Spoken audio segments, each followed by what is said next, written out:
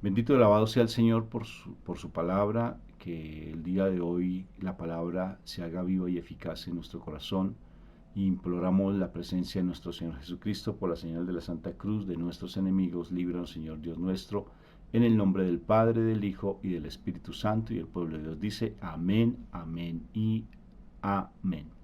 Papá, gracias por este nuevo amanecer, una nueva oportunidad de crecer en tu amor, un nuevo momento para estar sumergidos en tu presencia. Papito Dios del cielo, te damos gracias porque siempre das ese regalo lindo para nuestras vidas. Te imploramos tu presencia amorosa. Ven a nuestras vidas, es dulce espíritu de amor. Ven a nuestro corazón, majestad divina. Haz que nuestro corazón se llene de la palabra tuya, esa palabra que es viva y eficaz, que es más cortante que espada de doble filo. Que esa palabra llegue hasta lo profundo de nuestro corazón. Amén, amén, amén y amén. Bueno, muy bien, vamos a leer hoy el libro de Mateo, capítulo 18, versículo 15 hasta el 19, hasta el 20. Y dice así: ¿Cómo perdonar a un hermano? Qué tremendo, ¿no? ¿Cómo perdonar a un hermano? Si tu hermano te hace algo malo, habla con él a solas y hazle reconocer su falta. Si te hace caso, ya has ganado a tu hermano. Si no te hace caso, llama a uno o dos personas más para que en toda ocasión se base en el testimonio de dos o tres testigos. Si tampoco le hace caso a ellos, díselo a la congregación, y si tampoco hace caso a la congregación, entonces habrás de considerarlo como un pagano o como uno de esos que cobran impuestos para Roma. Les aseguro que lo que ustedes aten en el mundo también quedará atado en el cielo, y lo que ustedes desaten en el mundo también quedará desatado en el cielo. Esto les digo, si dos de ustedes se ponen de acuerdo aquí en la tierra para pedir algo en oración, mi Padre que está en el cielo se los dará, porque donde dos o tres se reúnen en mi nombre, allí estoy yo en medio de ellos. Palabra de Dios, gloria a ti, Señor Jesús. No, qué espectacular. Tres enseñanzas, cuatro, podemos sacar muchas enseñanzas de esta palabra hermosa, preciosísima. Y hoy nos está enseñando el Señor cómo perdonar a nuestro hermano y el poder que tenemos en nuestra boca, el poder que tenemos en nuestro ser, cuando nos reconocemos como esos verdaderos hijos amados de Papito Dios, y sobre todo la sabiduría que viene del Espíritu Santo. Yo les había hablado en estos días sobre unos tips de cómo estudiar la palabra para que cada vez le saquemos mayor provecho. Aquí hay bastantes personajes, entonces generalmente para poder entender la palabra yo me ubico entre los personajes. Entonces dice, cuando uno de tus hermanos haya cometido alguna falta contra ti, entonces, o contra tu congregación, contra tu comunidad, ¿qué debes hacer? Llamarlo aparte. Entonces yo me ubico, si yo soy el que cometió el error o soy el que me están llamando. Me ubico en esos dos personajes. Entonces ya empieza una enseñanza muy bonita. Generalmente nosotros siempre andamos susceptibles a que nos corrijan. Entonces me voy a poner en el lugar de aquella persona que van a corregir. Entonces, digamos que yo haya cometido un error. Y si me van a corregir, uno siempre anda a la defensiva. ¿Sí? Hay como dos posiciones. O andar a la defensiva o sabiamente dejarme corregir. Y aquí es donde viene una enseñanza. Cómo corregir y cómo ser corregido. Cómo aceptar la corrección y cómo corregir a alguien. Primera enseñanza. Y te voy a dar algo que es fundamental. Nosotros, cuando yo trabajaba con los terciarios capuchinos, con los franciscanos, dirigía una institución que tenían, bueno, bastantes personal, como unos 90 personas que eran mis compañeros de trabajo, y atendíamos más o menos unos 300 jóvenes infractores a la ley, una cárcel de menores. Y teníamos que hacer anualmente o semestralmente, creo, recuerdo, teníamos que hacer evaluación de desempeño. Esa evaluación de desempeño era tremenda porque la gente andaba demasiado prevenida.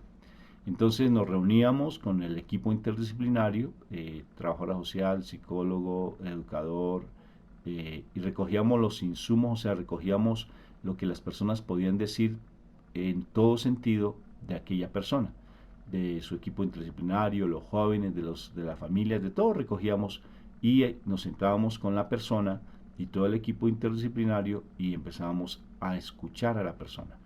Entonces, como directores de institución estaba el coordinador, que en mi caso yo era el que dirigía la institución, estaba el jefe de personal y estaba el subdirector de la institución. Entonces era muy particular porque era sorprendente porque ellos de por sí se llegaban con mucha ansiedad las personas a esa evaluación de desempeño. Y yo les decía a todos, aquí hay un problema tremendo y el problema no es tanto lo que las personas digan de mí, sino realmente lo más importante es lo que las personas, lo que yo tal vez haya hecho para que las personas me digan. No debemos tener como esa angustia de lo que me estén diciendo, sino lo que yo tal vez haya dicho o haya hecho para que las personas digan de mí. Qué curioso. Me llamó mucho la atención esa posición, porque así las personas no andaban como tan a la defensiva frente a lo que tenían que escuchar. Y ellos de por sí solamente se dedicaban era más a recibir, pero muchos se ponían tan a la defensiva que se irritaban y no se permitían el escuchar. Y como directores de institución, nosotros teníamos una máxima, o sea, teníamos como un principio, que las personas que no se dejen orientar no eran unas personas adecuadas para el trabajo. Tremendo, porque no tenían la sensibilidad para poderse dejar guiar y orientar. Entonces, muy particular me llamaba la atención eso, y allí sacábamos como ejemplo, y siempre se lo decía en toda la evaluación de desempeño a cada persona, no te angusties tanto por lo que te digan, sino más por lo que tú has hecho, preocúpate más o ocúpate más en lo que tú has hecho que necesariamente para que las personas se estén diciendo esas cosas. Entonces, esta primera parte del Evangelio me llama mucho la atención porque está diciéndonos como tres partes de cómo nosotros tenemos que corregir, orientar a las personas o llevarlas a que ellos no cometan de pronto la misma falta de siempre. Uno, llamarlo aparte. Con la sabiduría de Dios, ahora ya me voy con la posición de la persona que orienta, pedir en oración la presencia del Espíritu Santo y decirle, Señor, dame palabra para poder orientar a mi hermano, porque de una u otra forma está cometiendo algo que no está bien. Y entonces nosotros cómo poder discernir si lo que está haciendo está o no está haciendo lo más adecuado, que se ciña bajo la palabra de Dios. Todo lo que esté dentro de la palabra de Dios. Por eso para nosotros es fundamental la palabra, conocer la palabra, porque es nuestro manual de comportamiento. Es de cómo, allí nos dicen cómo debemos comportarnos y cómo no. Entonces, si alguien se sale de ese parámetro del comportamiento que está dado en la palabra de Dios, pues necesariamente tengo que corregir a la persona. ¿Sí? Y ya les voy a dar otro pasaje bíblico que nos dice realmente qué pasa si no corregimos. Y es importante corregir cuando alguien está en pecado, porque si yo no corrijo, yo me vuelvo igual que el pecador, o sea, cometo el mismo pecado que el pecador. Por eso tienes que tener de verdad ese discernimiento y orar, estar en la presencia del Señor para que Él te dé sabiduría y de esa manera tú puedas tener la palabra y el discernimiento para poder corregir y saber que lo que Él está haciendo está bien o está mal. Entonces, ¿qué debes hacer? Orar inicialmente, pedir discernimiento a Dios y saber que lo que Él está haciendo realmente es adecuado o inadecuado, pero tienes que hablar, tienes que corregirlo. Yo trabajo, muchos años trabajé con menores infractores, como les decía, y cuando había un joven, por ejemplo, que consumía droga, a veces uno atendía a las familias, generalmente, y a veces notaba uno que a veces los papás eran coadictos de sus hijos, codependientes, que los papás por el dolor que sentían por su hijo les hacían que consumieran droga, incluso le pagaban la droga para que ellos consumieran dentro de la casa y no tener el miedo de que de pronto algo les pasara en la calle. Eso es un coadicto, o sea que el papá se vuelve un adicto también con su hijo de una u otra forma, porque está propiciando el consumo de droga. Es igual que cuando Pablo estuvo cuidando la ropa de los que apedreaban allí a San Esteban. Él es igual de culpable porque está implicado en el homicidio de ese santo. Culpable. Y actualmente pues la ley en ese sentido lo cataloga y es bien fuerte en ese sentido. Es igual que si tú propicias o apoyas el pecado de alguien, eres igual de pecador a esa persona. Por eso si tú vas a corregir a alguien, tienes que tener mucho discernimiento, porque si no lo corriges, tú te vuelves igual que el pecado con él, porque de una u otra forma estás propiciando el pecado en él. Por ejemplo, estaba hablando de los hijos que consumen droga. Si tú no corriges a tu hijo y le permites que él siga haciendo eso, eres igual de pecador a tu hijo. Y eres igual de consumidor o consumidor a tu hijo. Igual que en el pecado del adulterio, que es lo más frecuente en nuestro caso, que tenemos nuestro ministerio de restauración familiar. Si tu esposo o tu esposa, vamos a poner el caso del hombre, si tu esposo está cometiendo adulterio y tú vas a tener intimidad con ese esposo, pues cometes el mismo pecado que él está teniendo. ¿Por qué? Porque él está en pecado, él está en el mundo y tú te contaminas espiritualmente al tener una intimidad, un caso. Otro, si tú no le corriges a él y le dices, mira, es que tú estás haciendo esto indebido, tú no estás dando el dinero para la casa que corresponde sin ponerte de mal genio, sin ponerte iracundo, sino en la sabiduría de Dios. Por eso tienes que orar antes y tienes que corregir y decir las cosas y compartir las cosas que están dando. No puedes callar ante eso. Un pasaje bíblico que lo sustenta, no solamente este, sino otro, el de la atalaya. Busca allí en internet para que sepas cuál es el pasaje bíblico, porque en este momento no tengo la mano. Pero dice ser esa torre de vigía, el atalaya. ¿Qué es el atalaya? Antes cuando las ciudades estaban llenas de murallas, en las esquinas o en sitios que eran estratégicos colocaban una torre de vigía para que allí las personas estuvieran pendientes que el enemigo llegara o que se pudiera saber cuál era la actitud del enemigo. Entonces, dice la palabra que si tú eres una atalaya ante el pueblo y ante las personas y ante tu familia, si tú ves que el enemigo viene y tú no le dices nada al pueblo, tú eres el culpable de lo que le pase al pueblo. Pero si tú le informas al pueblo y le dices al pueblo del peligro que ellos están viviendo, y si el pueblo no te hace caso, tú te salvas. Y si el pueblo te hace caso, la honra va a ser también para ti por haber informado. Es lo mismo que estamos hablando de este evangelio tan lindo. Que si tú no llamas aparte y no le dices a esa persona que está cometiendo esa falla, eres tú igual de culpable. Tienes que hacerlo. Inclusive nosotros hemos tenido que hablar con sacerdotes porque han cometido algunas fallas. Mira, tienes que tener prudencia con los abrazos que le das a tus feligreses, porque hay personas, en especial algunas mujeres, que se están enamorando de ti y tú no te has dado cuenta, o tal vez te das cuenta, pero debes tener prudencia en eso. Ahora, uno debe tener mucho tacto, por eso la presencia del Espíritu Santo para uno poder hablar con las personas, pero hay que decírselas, que a uno lo rechacen, que a uno no lo quieran, pues bueno, tocó, pues no ser aceptado, nos tocó. Por ejemplo, en nuestro caso, hay de verdad personas que no nos quieren porque nosotros no aceptamos la separación ni la nulidad, no podemos, porque somos testimonio de restauración familiar, porque Dios nos restauró nuestro hogar. Y al restaurar nuestro hogar somos testimonio. ¿Y cómo vamos a aceptar la separación?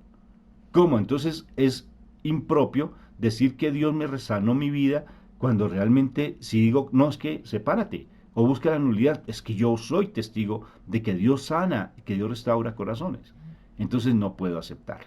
Así me rechacen, pues ¿qué tengo que hacer? Pues dejar que me rechacen porque ¿qué más? Pues doble trabajo en aquel que me rechaza. El primero, el ponerse mal conmigo y segundo, tener que contentarse. Doble trabajo. Pero yo no puedo cambiar porque los valores no son negociables. Los principios espirituales no son negociables. Entonces tenemos que llamar aparte a la persona, decirle lo que está fallando con la paz del Señor, con la sabiduría del Espíritu Santo, y si no hace caso, pues llamamos unos testigos. Mira, se está presentando esta situación, se está presentando aquella otra, tú no quieres hacer caso, y si no acepta eso, dice la palabra, trátalo como un pagano. No lo escuches, sepárate de él. Busca diferentes versiones y allí te va a dar mucha más claridad con respecto a este pasaje bíblico porque es súper lindo. Y te está diciendo, por favor, no lo escuches porque es una persona necia porque no quiere corregir su parecer. Entonces, su proceder, perdón, su actuar. Entonces, si tu esposo está haciendo eso, tú lo llamaste, hablaste con la familia, le dijiste las cosas y él sigue, déjalo que coma comida de cerdos. Llegará el día en que Dios realmente le tocará su corazón porque se cansará, dice también la palabra. Se cansará. Y en ese momento tal vez vuelva a tu casa, pero si va a devolver, que vuelva arrepentido ante el Señor Jesucristo, no ante ti, porque tú no eres Dios. Si tu hijo está consumiendo, hiciste todo lo posible, pues igual que el hijo pródigo, llegará el momento en que se cansará. Por eso es importante que busques ayuda profesional en el caso de los hijos consumidores de droga. ¿Sí? Entonces es importante cuando alguien, por ejemplo, toma lo ajeno, roba lo ajeno, llámalo aparte, se lo dice. Si no lo quieres reconocer, da testigos. Por eso tienes que documentarte. ¿Qué es documentarte? Asesorarte, buscar otras personas para que tal vez no cometas un error de enjuiciar a alguien y si no tienes plenamente las pruebas para enjuiciarlo. Por eso el Espíritu Santo te va a dar esa claridad. ¿Qué te parece esa enseñanza? Preciosa de cómo corregir. Luego mi Señor nos habla de algo muy precioso y es el segundo momento. Les aseguro que lo que ustedes aten en la tierra quedará atado en el cielo y lo que ustedes desaten en la tierra quedará desatado en el cielo. El poder que nos da nuestro Señor Jesucristo. ¡Qué hermoso! Por eso tenemos que tener mucho cuidado con la forma en que hablemos, mucha prudencia, porque tal vez hablamos de una manera que es equivocada. Por eso tenemos que siempre pedirle al Señor que nos dé discernimiento y como dice la palabra, coloca, Señor, un centinela en mi boca. Salmo, creo que es el Salmo 50. Coloca un centinela en mi boca para que yo no cometa imprudencia y yo no hable cosas que son impropias. Coloca un centinela, Señor. Por eso hay momentos en Señor que lo que yo voy a decir, cuidado porque atas o desatas. Y tienen relación con lo que la primera enseñanza. Antes de hacer un juicio, ten cuidado con lo que vayas a hablar. Señor, que mis palabras sean tus palabras. Coloca un carbón encendido en mi boca. Eso dice la palabra. Coloca un carbón encendido para que yo proclame tu palabra adecuadamente. Por eso tengo que conocer de la palabra para que cuando yo vaya a enjuiciar a alguien o llamar aparte a alguien, tenga yo la sabiduría, porque lo que yo vaya a decir o ata o desata en el cielo. Y hay que tener mucha prudencia, porque mi palabra tiene poder. La palabra tiene poder. Y la otra enseñanza linda, ya para terminar, es lo más precioso de todo, que si 2 o 3 se reúnen en mi nombre, allí estaré yo. ¿Se imaginan tan lindo eso? Mi Señor nunca nos desampara, porque cuando tú estás allí, Él siempre, cada vez que tú te reúnes, te congregas con alguien, te unes con alguien, Él siempre va a estar allí. Por eso el Señor dice, llama aparte a esa persona, y si no, llama a otra persona de tu comunidad. Entonces te está hablando que tú no eres una persona sola, que es importante que tú estés en comunidad, porque Él siempre estará con nosotros acompañándonos. Cuando 2 o 3 estén en mi nombre, allí estaré yo. Bendito y alabado sea el Señor por esta palabra, porque Él nunca, nunca nos deja solos. Siempre está con nosotros. Y si empezamos este momento invocando a la Santísima Trinidad es porque Jesús está aquí presente, enseñándonos y mostrándonos cuál es el camino.